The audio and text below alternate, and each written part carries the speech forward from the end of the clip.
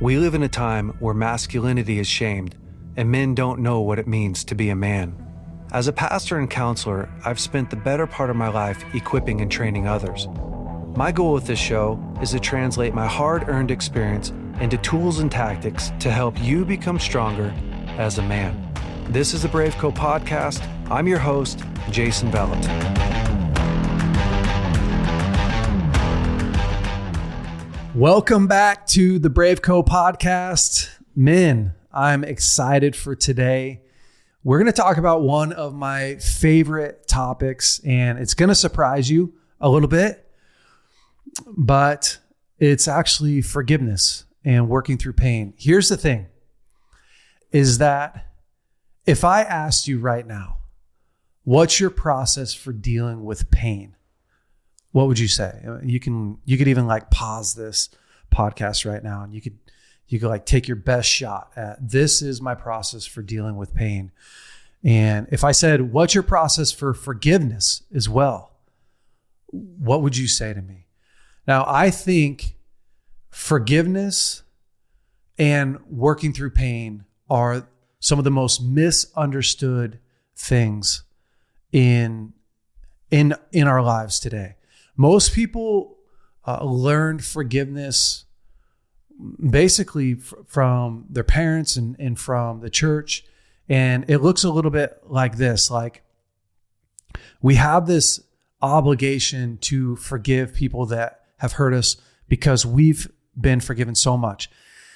And before you shut this podcast off and be like, gosh, this sounds like he's about to preach heresy, I'm not. So it is true, right? That we need to forgive just as Christ has forgiven us, right? Because we have been forgiven of so much, but we often use forgiveness as this blanket that we throw over our whole entire life, right?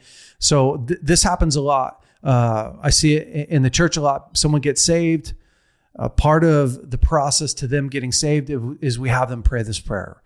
They say like, God, would you come into my life? And would you forgive me for the things that I've done wrong? And I choose to forgive everyone who's wronged me in my life. Now, on one side of the coin, there's nothing wrong with that prayer. And I often think that it's genuine. I think people really want to do that. But the challenge is that there's levels to forgiveness. And the first level is definitely that choice level, right? That choice where you go, man, this person has wronged me so much, but I'm going to make a decision to forgive you. Okay. How effective is that choice? Like how effective is it to go throughout your life and just live on that choice level? Well, for some people, in certain circumstances, it can be fairly effective. But what happens when you live a life where, man, you were really wronged? You lived a traumatic past. You were molested, you were raped, you were whatever, divorced, left, walked out on. I mean, life is full of crazy abuse. And when we apply forgiveness like a blanket, right? When you just throw it over your whole entire life, what ends up happening is that little boy inside of you who was really wronged and taken advantage of never has an opportunity to have a voice. And I know this may sound weird if you've never heard something like this before, but if my son was beat up really bad, my little boy, if he was beat up really bad by some bullies at school, and he came running to me, you know, he's got a black eye, he's got a broken arm, he's got some bruised ribs, and was like, Dad, I hate those guys. I wouldn't be like, whoa. No, like you just need to forgive them. And he's like, wait, what do you mean? I'd be like, no, son, you've been forgiven of so much. Like, I know those boys just beat you up, but like, you need to get over this. Like that's not anything I would ever do. to my kids. And yet we do that all the time to ourselves and then wonder why we say things like forgiveness is like an onion. You just have to peel it forever. Like you just have to constantly, like over and over and over again, say, I forgive you. Well, we end up in these places like that because we never actually address what really happened in our lives. Because we're never taught to, right? If you weren't given a process for dealing with pain that's effective, most people do this. Like if I say, what's your process for dealing with pain? They say, I take it to God. I'm like, okay, what's that mean? What is your actual process for dealing with pain? If I have somebody in front of me, if I've got a couple in front of me and I'm counseling them, which this happens a lot, and they're in pain, and I say to them, you know what you need to do? You guys just need to take this to God. I've never had them be like, oh my gosh, why didn't we think of that? That is mind-blowing. That's revelatory. No. And it's not that you don't take stuff to God. It's how. How do you actually take it to God? I was teaching in our school of ministry, which Bethel School of Ministry, which is like a Bible college. And I was teaching the second year students. I was teaching this message to them. And I asked them, like, what do you do with your pain? And a student raises his hands and he says, I nail it to the cross. And I'm like, oh, great. Like, what does that mean? Like, how do you actually nail it to the cross? He's like, I don't know. I'm like, that's exactly the problem, because here's the deal. Like and I'm not saying you don't pray about this stuff. I'm saying this is the problem, is we have so much theory. We have so much theory around these type of topics that we don't actually ever sit down and go, is this working? Is this repeatable? Is this effective? Am I in less pain? Am I in a place of prosperity in the places that were broken and bruised and busted up in my life? Like, I had a crazy past. I went through all this trauma and I worked through this pain and now I'm great. Like, if that's not your story, then your process needs tuning. It needs adjusting. And yet we rarely ever challenge these theories that we're told over and over again that don't really hold a lot of water. Excuse me while I take a drink.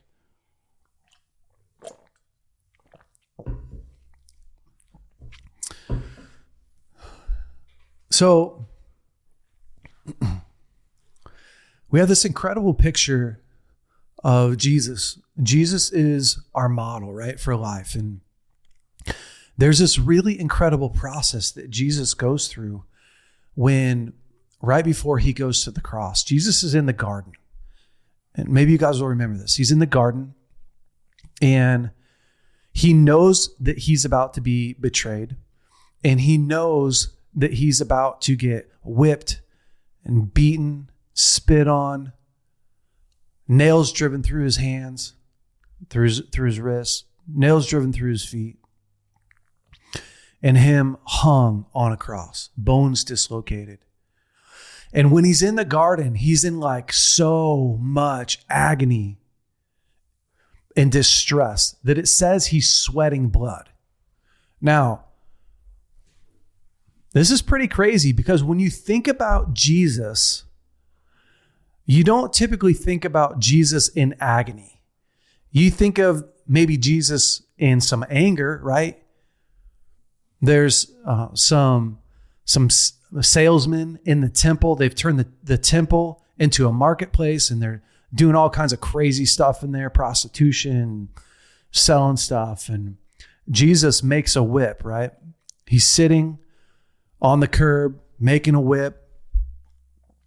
And he goes in there and he turns the tables over. And in my mind, he whips a couple dudes. It doesn't say that in the Bible, but I'm like, why would you go through all the effort of making a whip and not go in there and just at least test it out a couple times. So Jesus, like you see this powerful Jesus who is confrontational in love and protecting what's important. We see that side, but we rarely ever think of Jesus in agony, but he's human. And so you see him, he's in the garden and he's sweating blood. That's how much agony he's in. And he says something that he's never said before.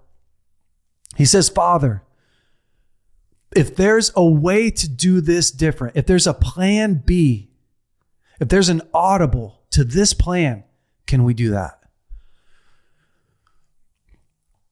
And you don't really see a response from God, but it must have been something like this, like, hey, I hear you. Like, I know this is going to be tough, but man, this is it. This is the game plan. We're not deviating from the game plan, Jesus. And you see Jesus completely switch gears, right? It says, for the joy before him, Jesus endured the cross. So something happened like in between where he was and like after he talked to God. Like Jesus, in my mind, this is what I like to do. Because the Bible was written 2,000 years ago, I like to try to put myself in the picture so I could like really get into what was happening. So in my mind, this is what's happening. Jesus is talking to God and he's like, man, I don't want to do this. This is going to be so painful, so incredibly humiliating. And God's like, listen, do you see what sin is going to do to Jason Vallotton? Like, do you see what sin's going to do to Lauren? Do you see what sin is going to, like Jesus, in my mind, again, I'm like, this is how I read the Bible. Like in my mind, Jesus is going through like, okay, I'm going to have to do this. Why am I doing this? And he's thinking about me and he's thinking about you and he's thinking about the distortion that comes from being disconnected, from being out of order, from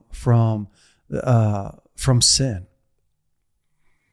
And he realizes that the only way to completely get back his kids is to do this. So Jesus goes to the cross. And in my mind, he's being whipped and he's being beaten and he's thinking about me. Every bruise, every scar, every drop of blood, he knows is an investment into redemption, into humanity's redemption. And then he gets up on the cross and they drive the nails through his ankles and they drive the nails through his hands and he's hanging on the cross. And it said that the guards gave him gall. They saw that he was in pain. They saw that he was thirsty. And they tried to give him gall on a sponge. And I don't know if you know this, but gall is a painkiller. Gall's a painkiller. And it said when Jesus tasted the gall that he spit it out. Follow me here. Why did Jesus spit the gall out? Have you ever hung out with somebody that was drunk or high or just intoxicated a little bit? And they could be a friend of yours, but when they're drunk and when they're high, if they start saying things to you like, man, I just really love you. Like, you're my best friend. I'd do anything for you. Like when they're drunk, I don't walk away from those experiences being like, oh man, thank you so much. Like, I just feel so incredibly loved. It's like if you grow up in a home where dad is pissed off all the time, and then when he drinks a lot, he tells you how sorry he is. Like, I'm so sorry, I just lose my temper. You're not like, wow, That was really heartfelt. Like, I forgive you. See, when Jesus went to the cross, he didn't want to give you a drunk, I forgive you. He didn't want to numb all the pain that he was in. He didn't want to give us a numbed out redemption. See, Jesus wanted to be fully present when he took sin, when he took pain, when he took confusion, when he took chaos and stepped in for us, when he placed it upon himself. He wanted to be fully present for that. He's not numbing his pain. He's not looking past it. He's not ignoring it. There's no blanket, just drunk blanket of forgiveness. He took every whip. He took every scar. He took every bruise, every beating. He took it straight on. And you see Jesus, he's hanging on the cross. His muscles are dislocated. He's dehydrated. He's in agony. And he says something that we have never heard him say. He says, Father, why have you forsaken me? Why have you left me? Pretty wild, huh? Like, it's what happens when sin came, right? It created this barrier between Jesus and his Father. And he's just in so much agony. So much pain. And in the end, Jesus says to them, Father, forgive them, says the Father God. Father, forgive them, for they don't even know what they're doing. Okay, like this crazy process. Like, how conscious was Jesus in his pain? How conscious was Jesus in your pain? How conscious was Jesus in the process? Like, so incredibly conscious. So conscious that he didn't numb out. He didn't pretend like it wasn't happening. He didn't be like, hey, Father, thank you for putting me here. He's like, Father, where are you? Where did you go? Why have you left me? He is full on processing his emotions.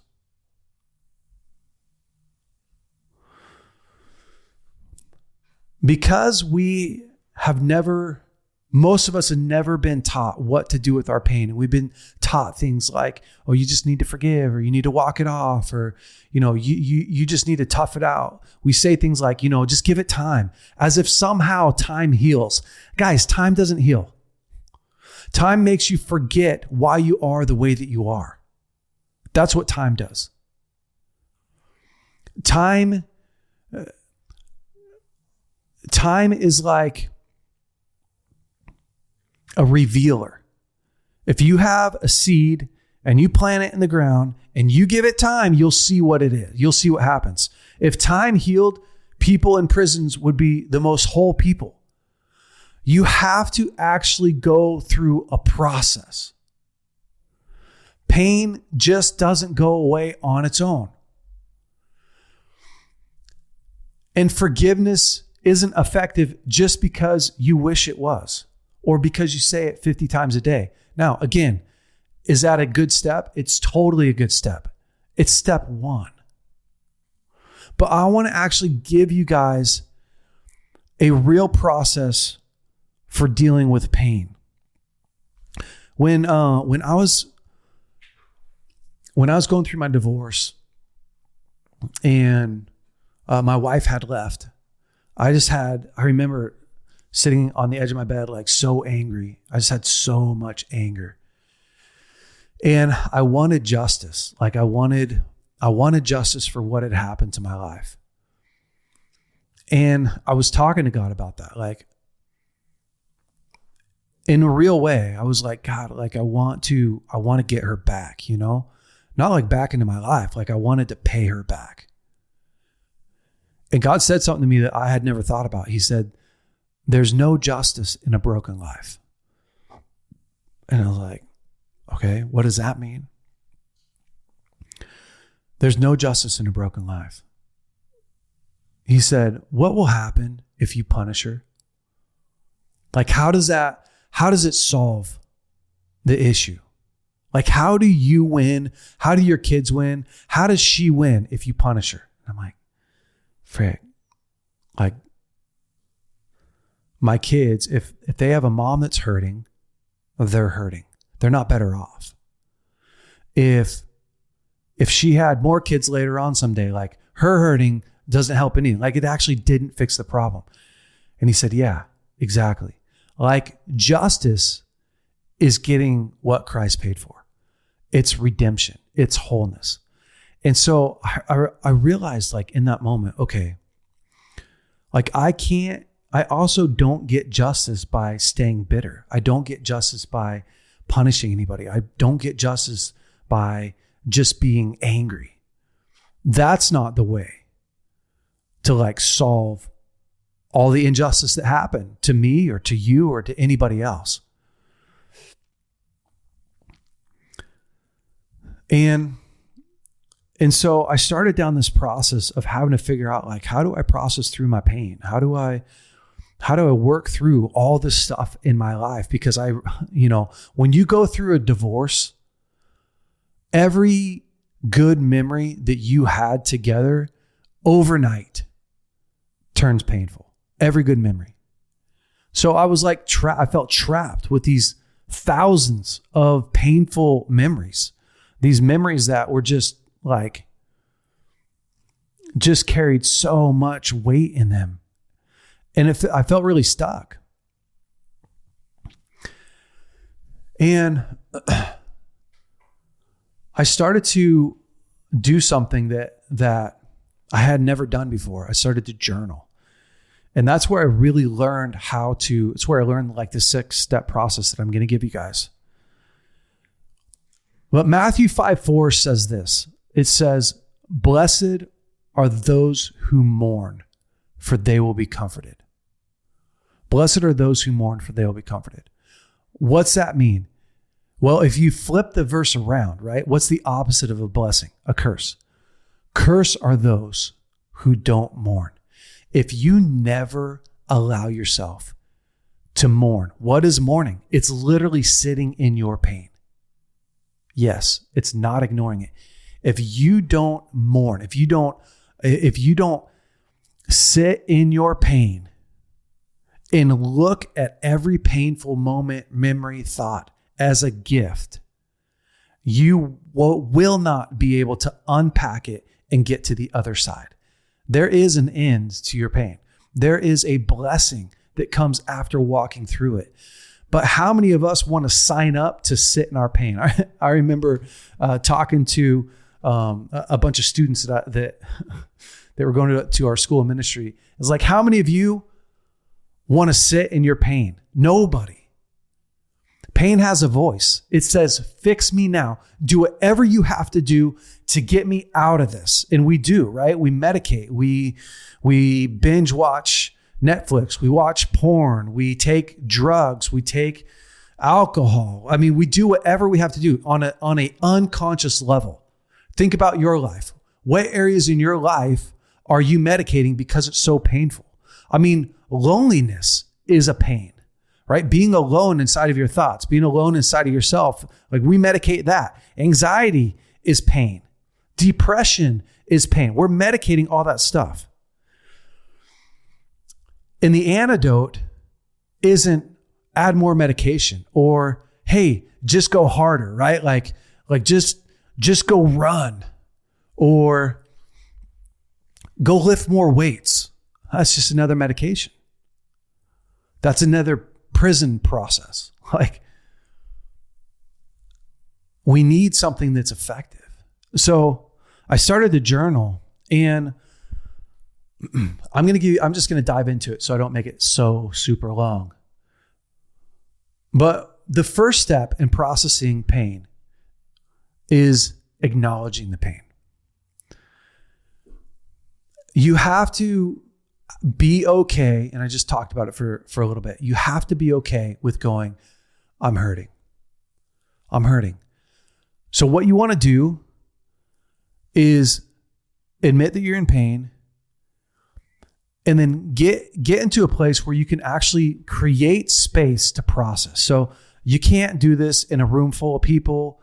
Go on a walk, or what I like to do is I like to go into my bedroom, turn the lights off, open up my computer, get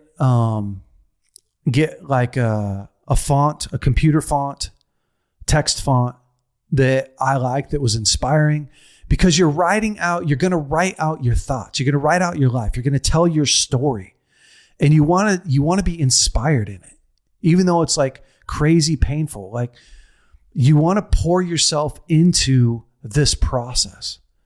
And then I would turn on music that matched my mood. I know this is going to be highly controversial.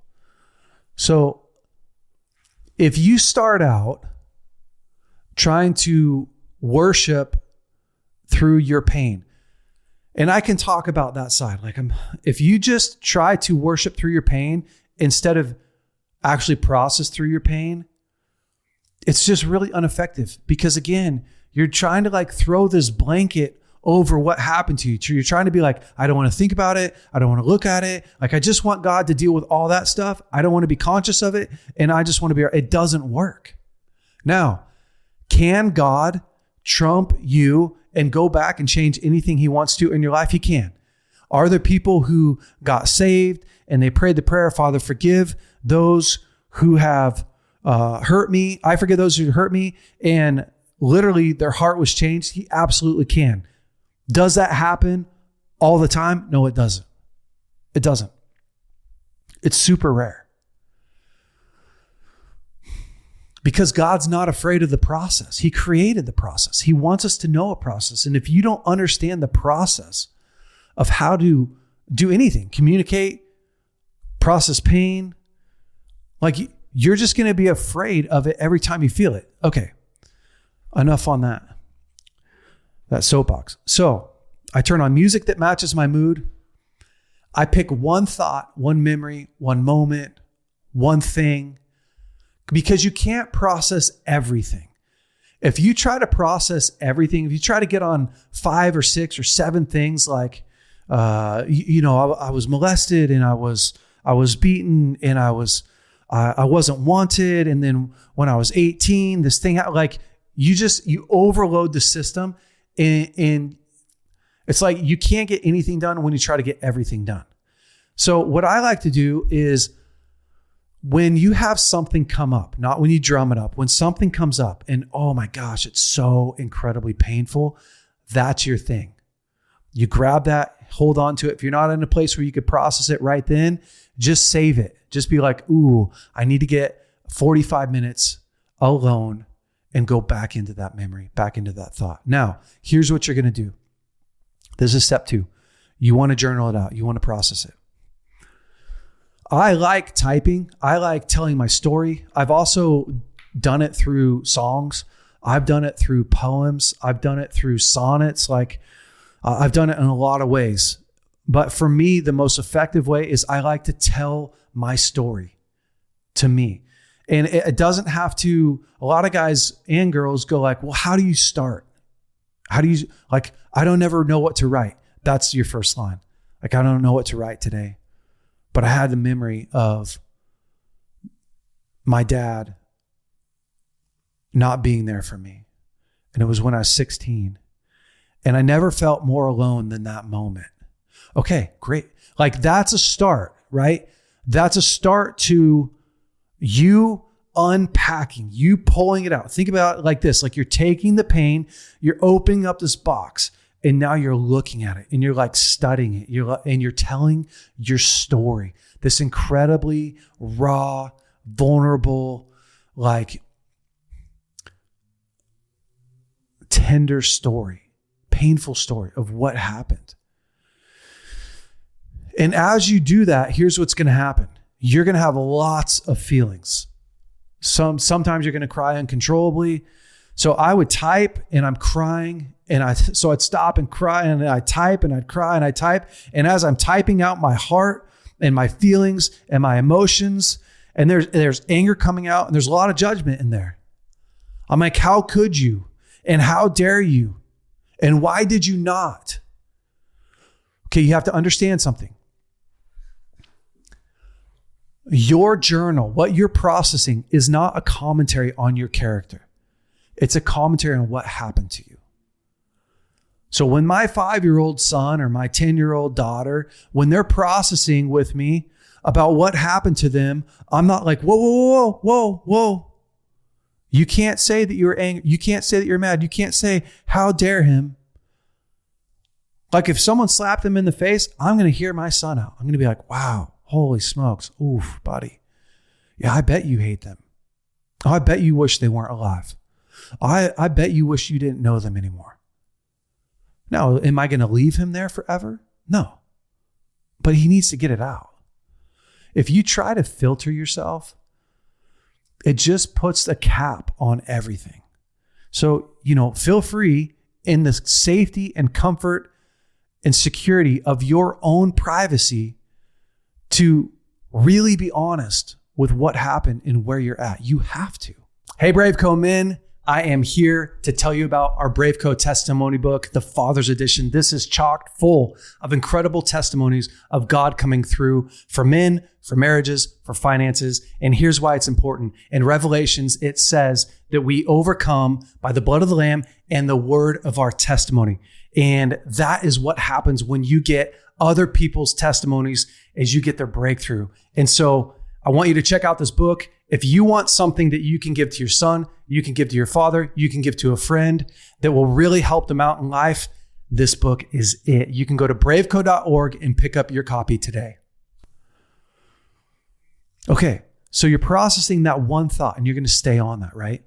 Here's what happens. When you begin to, you're 10, 15, 20 minutes into crying, into writing, into processing it out. What eventually happens is you get way below this anger, way below this judgment, and you begin to find the real thing that you're angry about, the real thing that you're hurt about, the real thing that you're sad or powerless, or you dive way deeper. When one of the stories I always share is, I remember after my divorce or through my divorce, the first time that I had processed my wedding day, right? Remember, every beautiful, incredible memory now turns to pain. And I remember I used to be a pastor in our Bethel School of Ministry. And the worship was going on. And so I was like on the side of the stage getting ready to close worship. And I had a memory just popped in my mind of my wedding day. And as worship was going, like, I would just begin to cry, like, oh my gosh, I'm watching myself on my wedding day. It's so incredibly painful. And I just quickly laid down behind where the artists are painting and stuff. And as I'm like diving more into this memory, I'm just begin to like sob, like so loud. And then I realized, oh shoot, worship's going to end. And I'm up here like I'm a mess. So I jump up, I run upstairs to my office. I turn off the lights when I get in there, open up my computer, put on sad music, and begin to process. I begin to write out. And at first it's accusations, right? Whatever accusations I had to my ex-wife, like, how dare you? How could you? I'm all alone. All the things that you would think, like just normal things. And I'm crying and I'm typing and I'm crying and I'm typing. And then all of a sudden, like 15, 20 minutes in, I start saying like, what do I do about my vows? Like, how do I get my innocence back? Like, I gave something away that I can never, ever get back. Who's going to want me? And I realized, oh, that's actually that is the underlying issue right here, is I feel like I gave my innocence to somebody and I can never get that back. I gave my vows. Like, how do I keep my vows? I didn't even have a choice in it. Like, I don't have a choice whether or not I keep my vows. Like, I didn't have a choice whether or not my divorce happened or didn't happen. It's that thing is what we need to bring to God. So step 3 is find the theme. As you process, you'll realize, man, once you dive below the anger, below the shame, below the pain, below the accusation, there is the underlying root of what really needs to get dealt with. That is what God wants to talk to you about.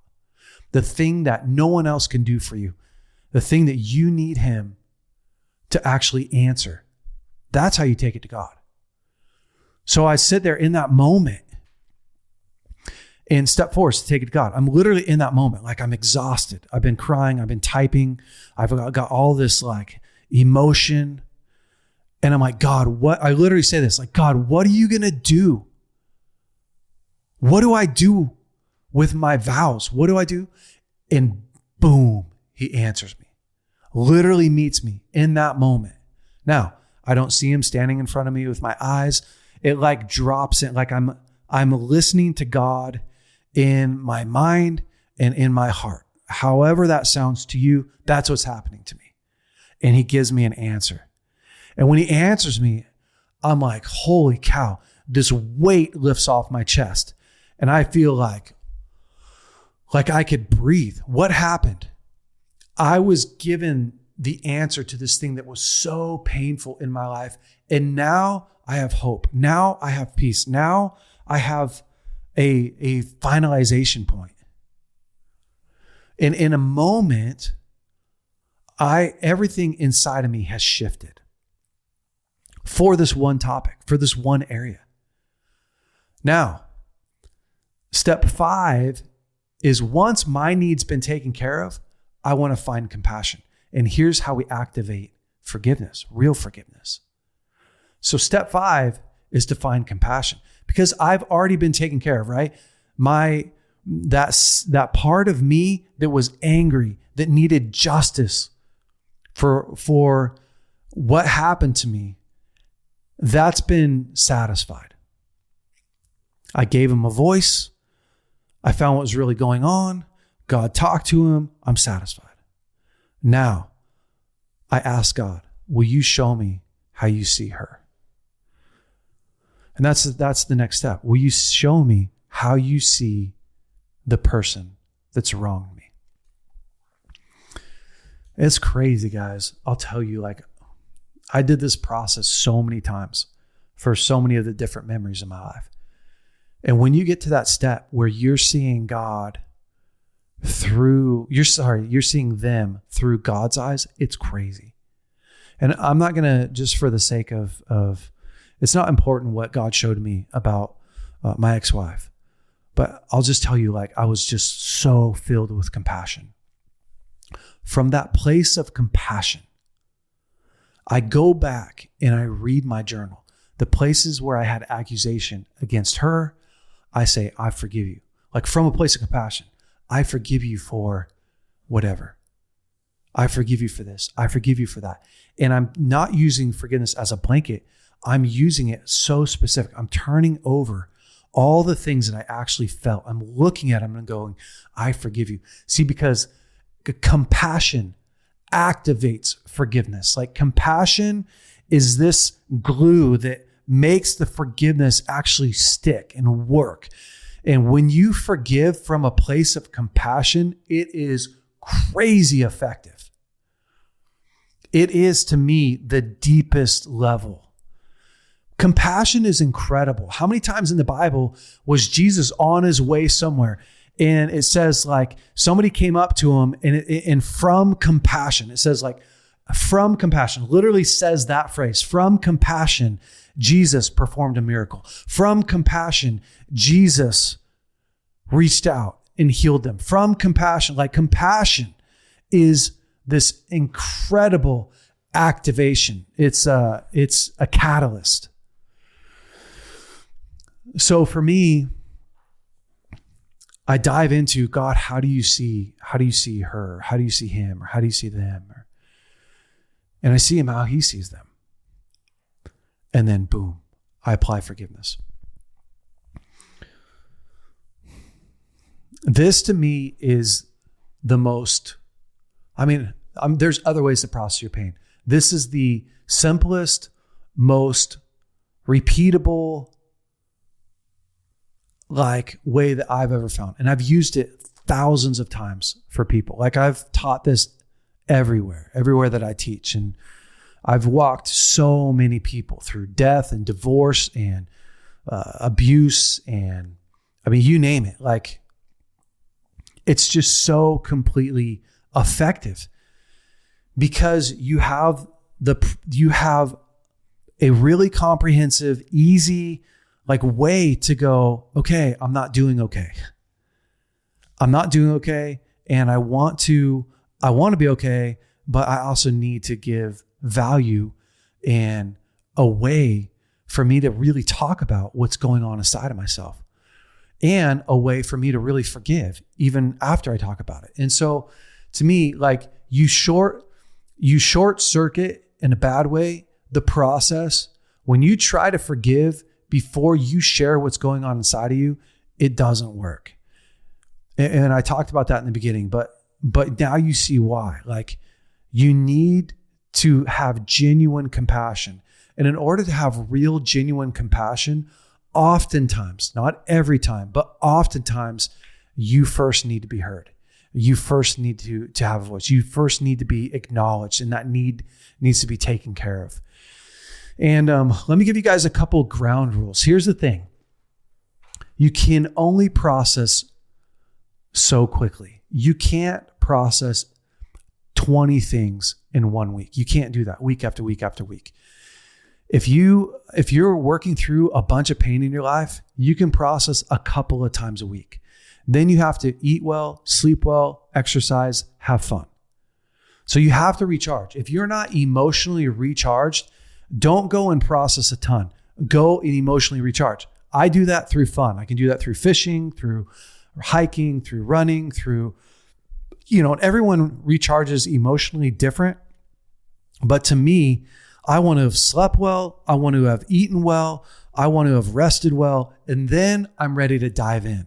Okay. If you try to process over and over and over and over again, you'll crash. You'll eventually emotionally crash. It's how people have nervous breakdowns. It's how they wear themselves out. It's how they dread these type of seasons. What will eventually happen is you'll eventually get excited about these things that you need to process. This is literally what happened to me. I would look forward, I'd be at work just doing my day, and then I'd be in a painful moment that just happened, and I'd be like, ooh, I can't wait to go home and to dive into this. It was one of the most incredible seasons in my life because I actually got to know me. And I actually showed up for me. It was crazy. It's the weirdest thing. What I realized working through my divorce is no one else could possibly know how I felt. So in a weird way, I felt like I was there for me.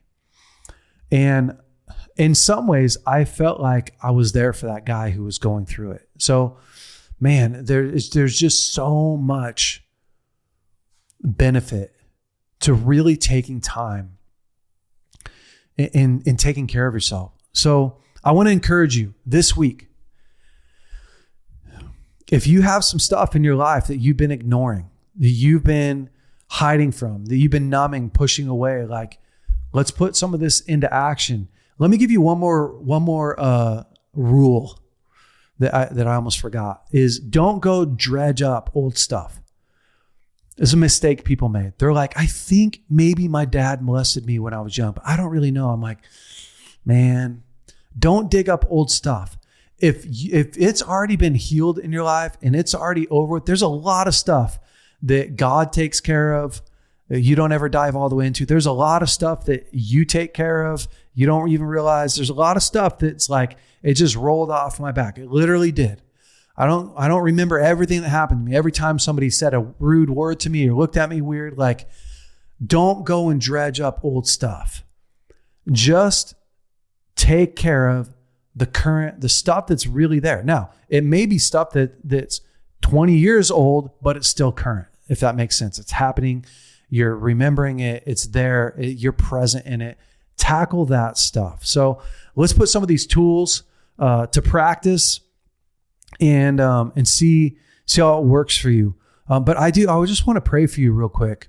Father, I thank you for each person that's listening to this, that's watching this today, God. I thank you that you are our Redeemer. You're our healer. And God, I ask, Lord, that every person that's carrying just a load of pain, God, that you would gently walk them through this process. Lord, that you would be closer to a brother, more reliable than a best friend. God, that they would dive in and that years of pain, years of torment would literally just be washed away, God. And Father, in this, that true forgiveness, these places where we have been so wronged, where we've been used and abused and neglected, God, that real forgiveness would come into play. And God, that you would release us from anger, from judgment, from brokenness. And Lord, I ask that this would be an incredible season of wholeness and healing for each person. Amen. Guys, have an incredible week. Do the homework. Stay brave. Hey guys, thanks so much for listening to the BraveCo podcast. If you like this podcast, would you please rate it, review it, leave us a great comment. And if you like this episode in particular, share it with your friends and family. That helps us to spread the word. Guys, stay brave. We'll see you next week.